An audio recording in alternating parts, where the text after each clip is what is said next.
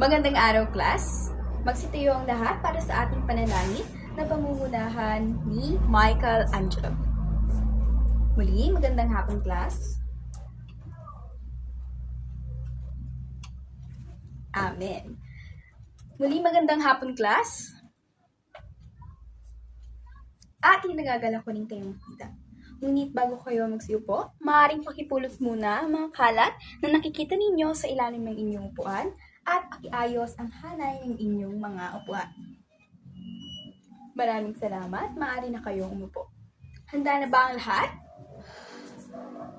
Okay, kung handa na ang lahat, bago tayo dumako sa ating bagong aktibidad, meron bagong aralin ngayong araw, ay magkakaroon muna tayo ng maikling aktibidad.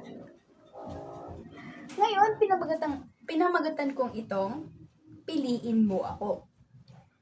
Ngayon, ipapakita ko dito ang iba't ibang produkto galing sa ating bansa at sa ibang bansa.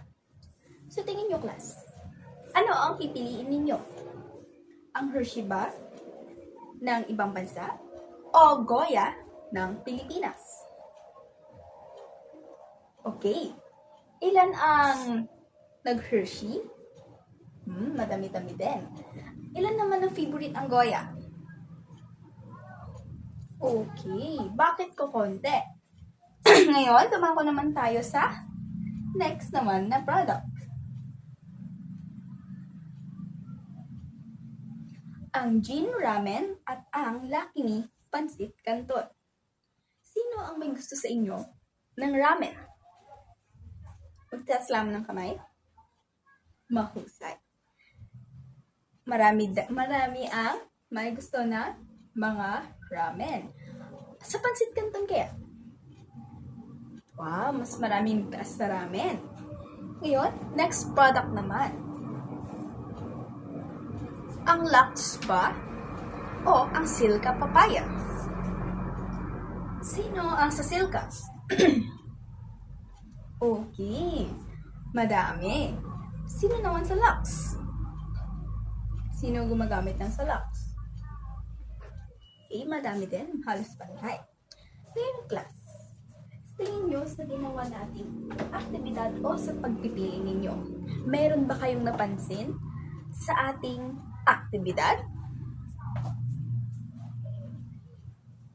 Okay, Mary Grace.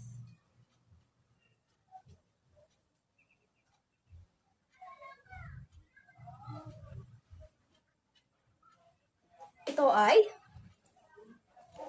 mas madami ang international products kesa sa local products. Ano pa? Okay, maraming salamat. Hey, class, meron na ba kayong ideya about sa tatalakayin natin ngayong araw? Okay. Michael? Trade, pakikipagkalakalan. Yes, ano pa? Wala na? Dahil ang pag-uusapan natin ngayong araw ay tungkol sa kalakalang panlabas. Okay? Sinabi dito na no man is an island. Bakit nga ba sinabing no man is an island? Meron ba kayong idea? Sinabing no man is an island dahil wala naman pong tao or bansa na kaya na niya lahat tustusan ang kanyang pangangailangan.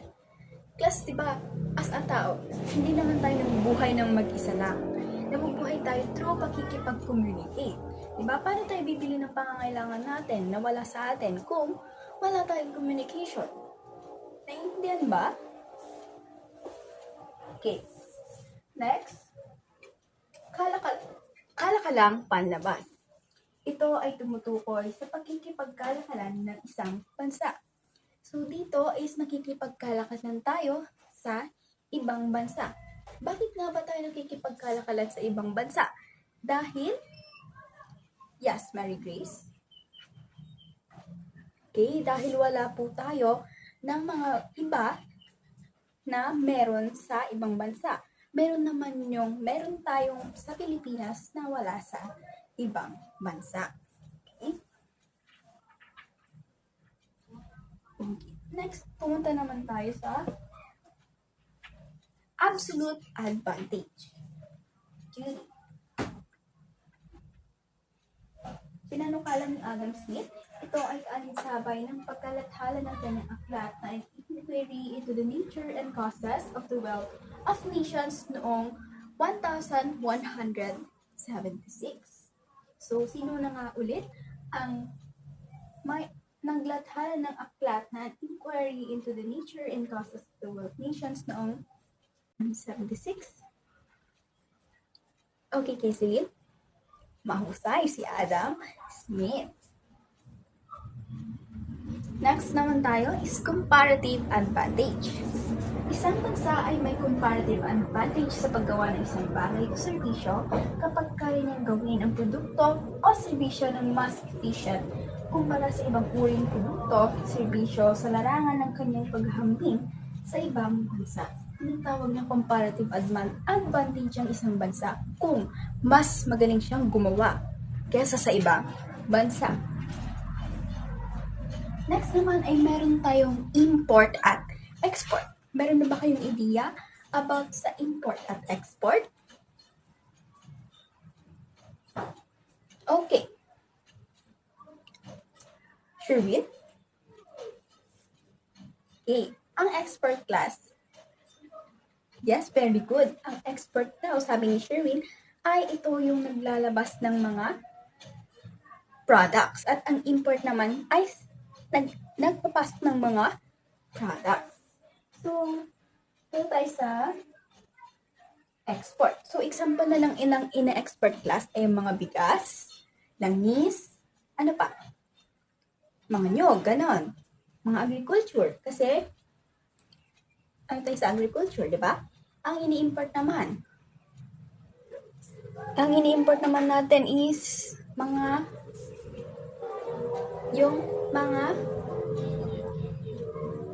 example na lang is yung, yes, Michael? Yes, mga salmon, dahil wala naman po tayo sa Pilipinas ng salmon. Next, pumunta naman tayo sa trade deficit. Trade deficit. Mas mataas ang import sa export. Pag sinabi namang trade surplus, ito yung mas mababa ang export kesa sa import. Ano nga ba ang mga benepisyo ng kalakalang panlabas? Number 1, mas marami ang produkto ang mapagpipilian. Number 2, pagkakaroon ng maraming pagpipilian. Number 3, pagpapabuti ng teknolohiya at pagpapalakas ng relasyon sa ibang bansa.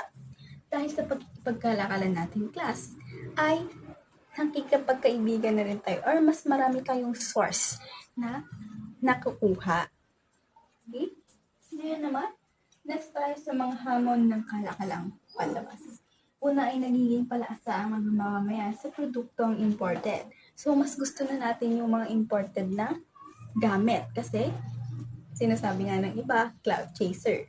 Pero, sa totoo lang, mas maganda naman talaga yung sa ibang bansa, lalo na yung teknolohiya or mga ingredients nila ay puro.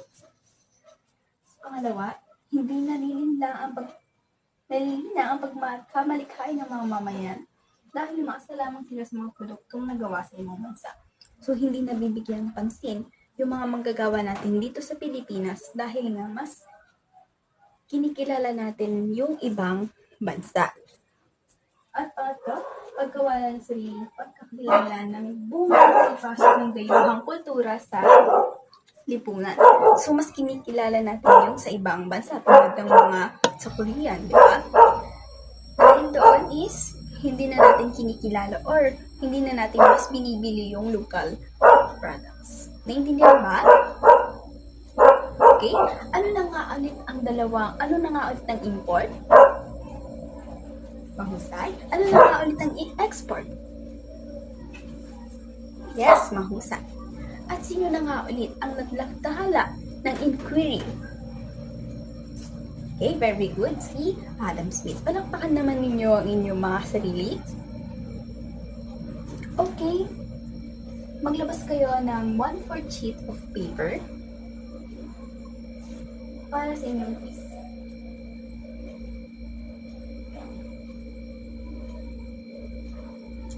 Handa na ba ang lahat?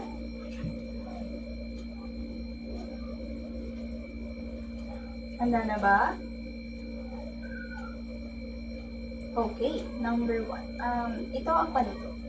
Sa 1/4 na papel, ilagay ang okay kung ang sinasabi ay tama at OA naman kung ito ay mali. Ang bawat numero ay may tig-2 puntos. Number 1.